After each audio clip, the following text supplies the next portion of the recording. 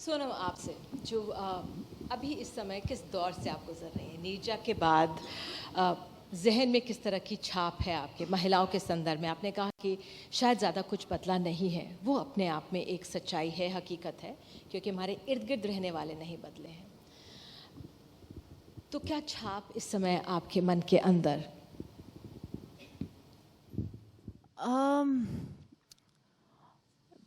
I mean मैं अभी इस मंच में बैठी हूँ बहुत ही इंस्पिरेशनल लोगों के साथ। तो अगर मैं सिर्फ अपनी फिल्मों के बारे में बात करूँगी तो आई डोंट नो अगर अच्छा लगेगा। कर मैं सिर्फ इतना कह सकती हूँ कि हम सबको मुझे तो बहुत अपॉर्चुनिटीज़ मिली हैं मेरी ज़िंदगी में। हमारी फिल्म्स हमारे लिए बहुत ज़रूरी हैं। जी बिल्कुल, हमें बहुत इंस्पायर करती हैं। जी बिल्कुल।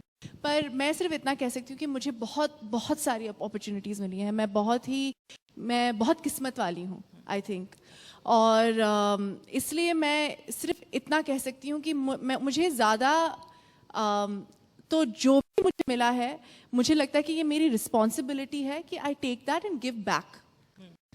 तो ये मेरी रिस्पॉन्सिबिलिटी है, मेरी जो अपब्रिंगिंग है इस सोच के साथ की गई है। तो आई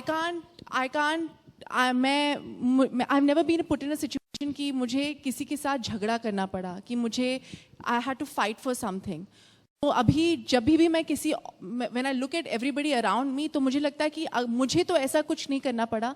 तो इट्स अप टू मी कि मुझे ये अपॉर्चुनिटी मिली है, मुझे ये प्लेटफॉर्म मिला है as a celebrity, as somebody who is been brought up in a very affluent family, that I have to give back.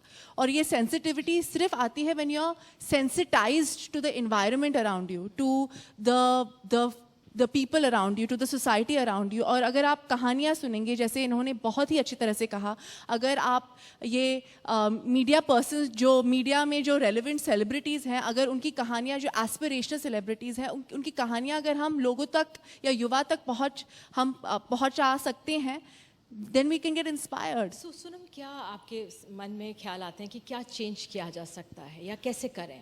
तो आपने जैसे कहा, cinema art is a beautiful medium. हमारे जो कंट्री में है, आर्ट जो है is a reflection of society for sure, पर it can also advocate change. और खूबसूरत कविताएं जो प्रसून सर लिखते हैं, उन्होंने बहुत ही खूबसूरत कविताएं हमारे नीरजा के लिए भी लिखी थी। नीरजा जो एक फिल्म है, एक बहुत ही इंस्पिरेशनल युवा के बारे में, 23-year-old girl.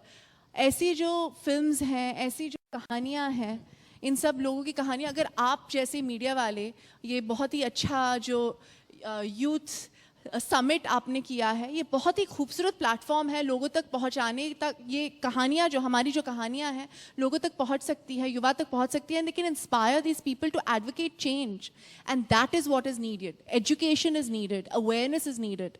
Ignorance in our country is what is destroying our country.